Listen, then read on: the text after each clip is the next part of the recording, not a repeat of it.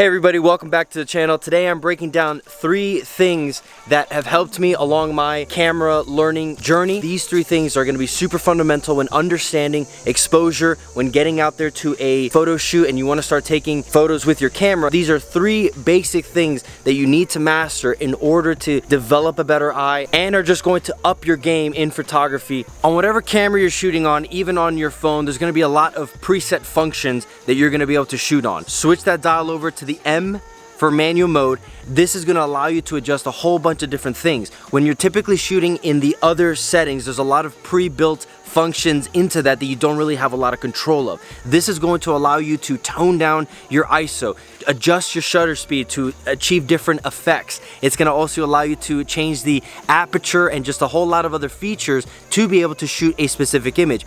You'll notice that when shooting in manual mode, you can actually look at the exact same image. Whoa, the sun just came out. Hold on. Okay. Sorry, that's actually super bright. I didn't realize I was in front of the sun. Let's switch locations. We're gonna switch locations, hang on. Okay, so as I was saying before, shoot in manual mode. It's just gonna let you customize the look and customize a whole bunch of things that you typically wouldn't if you were shooting in one of the pre-built features. Some of them are gonna prioritize the shutter speed. Some are gonna prioritize the aperture, which is great and all that. I could see where there's scenarios where that's needed, but if you know how to shoot in manual mode and adjust all those things yourself, you're gonna be able to on the fly adjust different things in manual mode and capturing, because you may have 2 different shots that are completely different. You know how to adjust your ISO, shutter speed, and aperture all in one take. That's a lot easier than switching between modes and not really understanding it. Especially when you see other people's shots and you want to replicate something like that, you'll start to develop an eye if you understand what went into that frame. You can replicate it yourself using different images or landscapes, whatever you're shooting. I kind of wish I was recording it. I was just climbing down these rocks and just like cut myself up. I don't know if you can see that. Oh my goodness. The lesson here is be careful when you are walking around.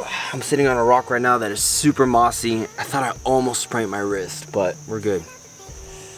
We're good. Probably need to come back and film this. No. We're gonna keep going. We're gonna keep going. Y'all, be super careful because I was just climbing down these rocks just because I like the image over on this side. It's just kind of like a vast forest and it's just like a sheer drop. And I'm climbing over these rocks here that were put next to this railroad just to kind of as a retaining wall. And one of them had just a lot of moss. It was just super slippery. I slipped, cut myself up pretty badly. And then I felt like I almost sprained my wrist, but just be super careful where you're going. Put the camera down when you're climbing. Along the same conversation as manual mode, you're gonna wanna choose your white balance.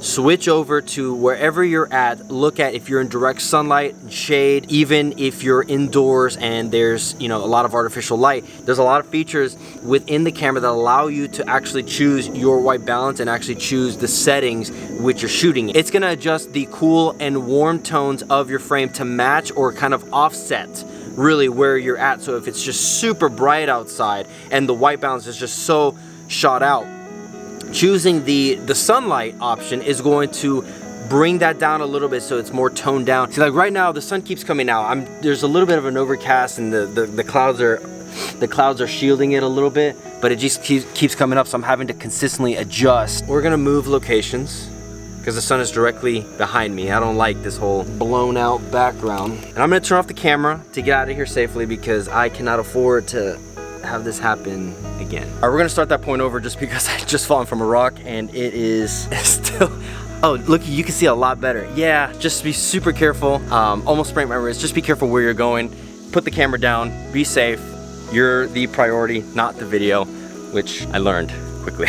Anyway, all right, so the second point. So when you change over to manual mode, you're gonna have a lot more control over certain things. And one of the big things is the white balance. So you're gonna have a feature on your camera that allows you to offset what is being too exposed in your image. For example, there is a sunlight feature in your camera. So on my camera, for example, I'm outside, there's an overcast, but the sun keeps coming in and out of the clouds for some reason. It's also midday, which is probably not the best time to be shooting this. But when the sun is too bright, because I'm shooting in manual mode, I'm adjusting the white balance, I can actually choose the sunlight option, and it actually offsets that and it tones it down. So instead of blowing out the image, it's gonna actually bring it down a little bit more and making the image quality a little better for you to be able to see my face. And along that note too, you're gonna see a graph on the bottom. You'll typically see a graph, but this one is almost kind of like a straight horizontal line with some asterisks on there. It's gonna show you wherever you're pointing the camera, it'll adjust based on how much light is entering the lens. If there's too much light going into the lens, you may see it tick over to the right,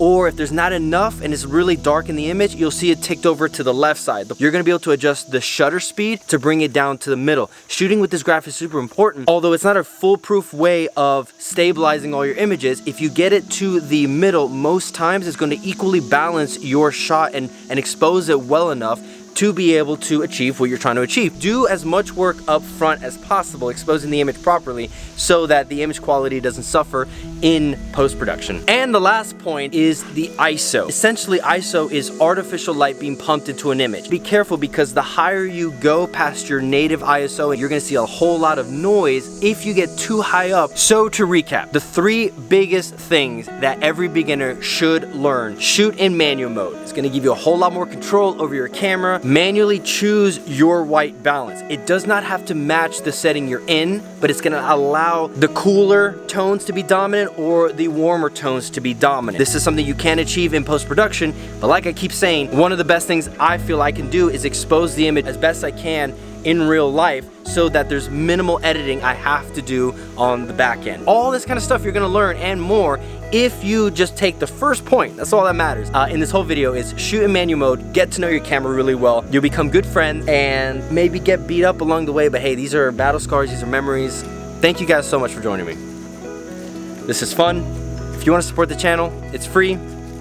Join me for the ride. I think I did sprain my wrist. I don't know. Wish me luck. We'll see you guys in the next video.